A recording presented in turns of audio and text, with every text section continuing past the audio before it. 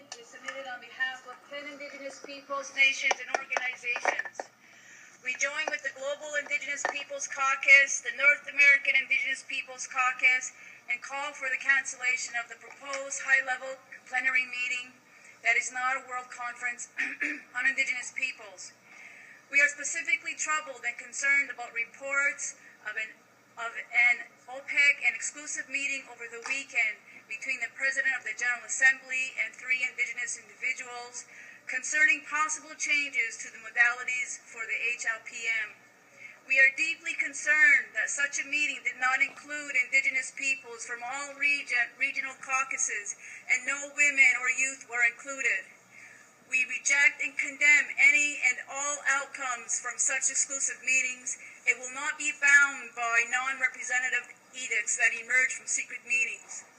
This meeting is unfortunately consistent with the lack of transparency that has accompanied the advancement of plans for the HLPM by both the PGA and certain self-appointed Indigenous leaders.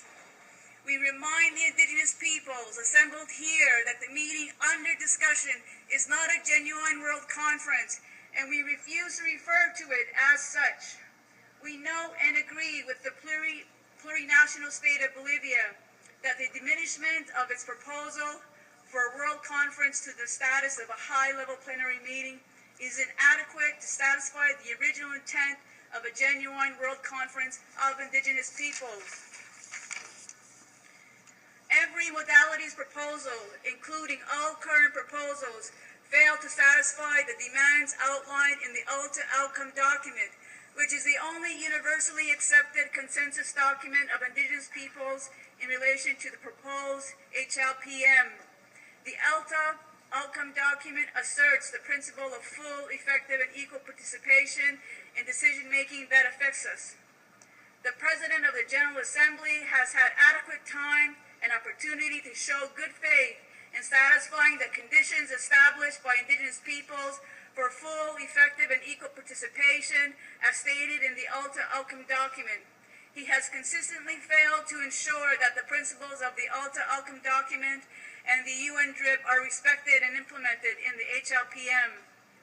Regarding the controversy over the appointment by the PGA of 2 aides to assist with the organization of the HLPM, we oppose 2 of the current nominations.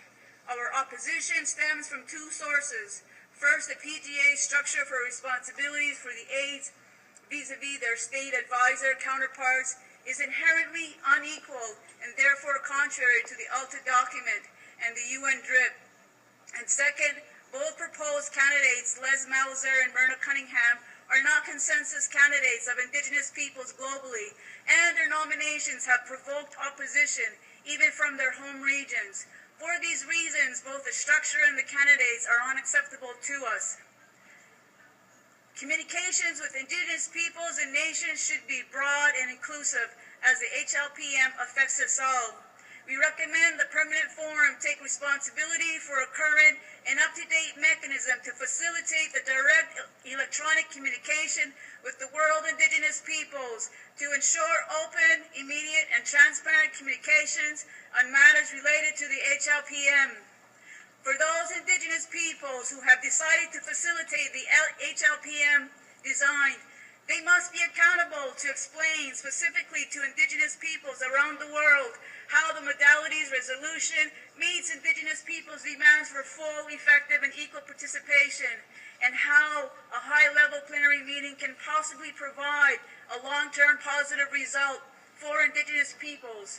Specifically, how the outcome document from the HLPM, which ultimately will be produced, approved, and implemented solely by states, satisfies either the ULTA outcome document or the free, prior, and informed consent requirements of the UN DRIP. How the appointment of the 2 so-called Indigenous advisors to the PGA, advisors who are to be selected solely by the PGA without the full, free, and effective participation of Indigenous peoples, satisfies the requirements of the ULTA outcome document. How so-called interactive hearings with Indigenous peoples satisfy the requirement of full, equal, and effective participation when the hearings will be informal, meaning that there will be no official official record of the proceedings, and the inclusion of any recommendations of Indigenous peoples into the outcome document will be entirely voluntary by the states. In the best theoretical scenario of all of the HLPM conditions, it is impossible for us to believe that the requirements found in the ULTA outcome document and the UN DRIP will be satisfied by the President of the General Assembly.